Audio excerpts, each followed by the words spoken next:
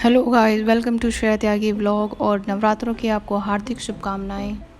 I hope आप सब अच्छे होंगे, स्वस्थ होंगे। तो आज है पहला नवरात्रा और नवरात्रि की पूजा काफ़ी स्पेशल होती है बाकी दिनों की पूजा से। और ये मैंने चौकी बिल्कुल अलग लगाई है क्योंकि मेरा मंदिर काफ़ी छोटा है, उसमें पॉसिबल ही नहीं था, तो इसलिए मैंने इन्हें अलग से स्थापित किया है।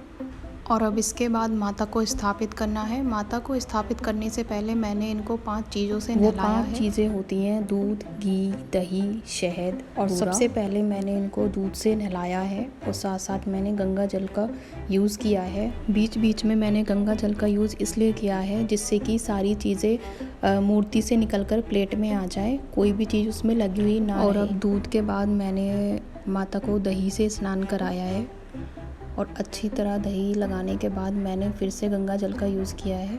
इससे दही भी नीचे प्लेट में ही आ जाएगी। और इन 5 चीज़ों के स्नान के बाद जो भी प्लेट में रह जाता है आप उसे सारे फैमिली मेम्बर्स को दे सकते हैं प्रसाद के रूप में।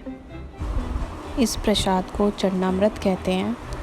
और स्नान कराने के बाद अब मूर्ति को क्लीन करना है। उसके लिए आप कोई भी न्यू हैंकी ले सकते हैं। मैंने भी ऐसे ही किया है, एक न्यू हैंकी लिया है और पूरी मूर्ति को क्लीन कर लिया जिससे कहीं भी कोई चीज़ लगी ना रह जाए। और इसके बाद मैंने माता को कपड़े पहनाए हैं। और इन सब के बाद मैंने अब पहनाए हैं माता को कपड़े और ये है इनकी ड्रेस। और ड्रेस पहनाने के बाद इनका श्रृंगार किया है।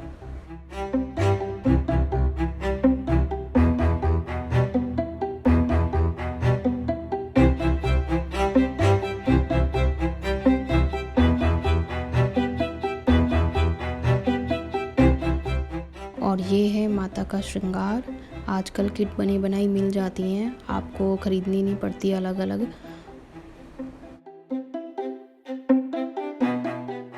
और अब ये माता का श्रृंगार भी हो गया है। इसके बाद इन्हें चौकी पर स्थापित करना है और स्थापित करने से पहले मैंने इनको पहनाई है इनकी चुनरी। उसके बाद मैं इन्हें चौकी पर स्थापित कर दूँगी। अब इसके बाद बारी आती है जौ को बीजने की। और इसमें मैंने एक मिट्टी के बर्तन में रेत लिया है। मेरे पास मिट्टी अवेलेबल नहीं थी, अगर आपके पास होती है तो आप मिट्टी ले सकते हैं। और इसके बाद इनमें मैंने डायरेक्टली जौ डाल दिए हैं। ये भी आपको किसी भी पूजा वाली शॉप से मिल जाते हैं। और उसके बाद मैंने थोड़ा सा रेत ऊपर से और डाला है और पानी डालकर मैंने इनको ढक कर रख दिया है। 4-5 दिन में ये उग जाते हैं।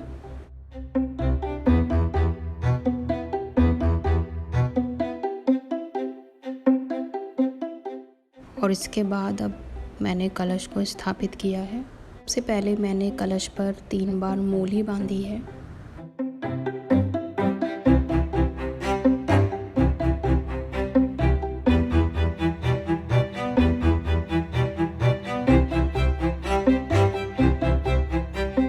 मूली बांधने के बाद मैंने लिए हैं 5 आम के पत्ते। और इसके बाद मैंने लिया है एक नारियल और नारियल को मैंने बीच में स्थापित किया है।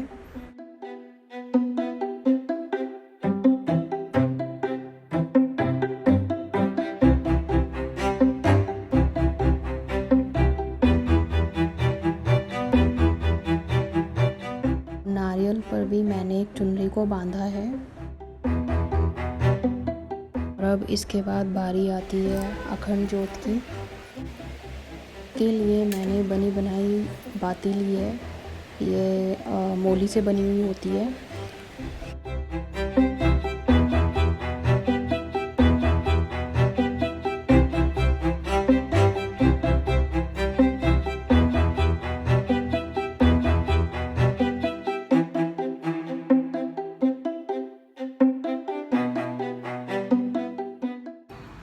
और अब ज्योति जगाने के बाद मैंने माता को फूल माला पहनाई है और एक कमल का फूल मंगाया था मैंने, वो भी इनके पास रखा है। और अब गणेश जी को माला पहनाई है। गणेश जी को मैं पहले रखना भूल गई थी, फिर मुझे बाद में याद आया। और ये माता का दरबार पूरा लग चुका है। ये बहुत ही सिंपल तरीके से लगाया है मैंने। और इन सब चीज़ों के बाद मैंने अपनी हवन पूजन किया है और पहले दिन की पूजा हो गई है अब समाप्त। इसके बाद मैंने अपनी किचन को समेटा आरना तो सुबह चली गई थी, उसके जाने के बाद ही मैं पूजा कर पाई थी, क्योंकि पहले दिन की पूजा में बहुत ज़्यादा टाइम लगता है, तो मैंने उसके जाने के बाद ही की थी। इसके बाद मैंने अपनी चाय बनाई, किचन को समेटा और आज का व्लॉग होता है यहीं पर एंड। अगर आपने मेरे चैनल को अभी तक सब्सक्राइब नहीं किया है तो please subscribe my channel, like and share. Thank you.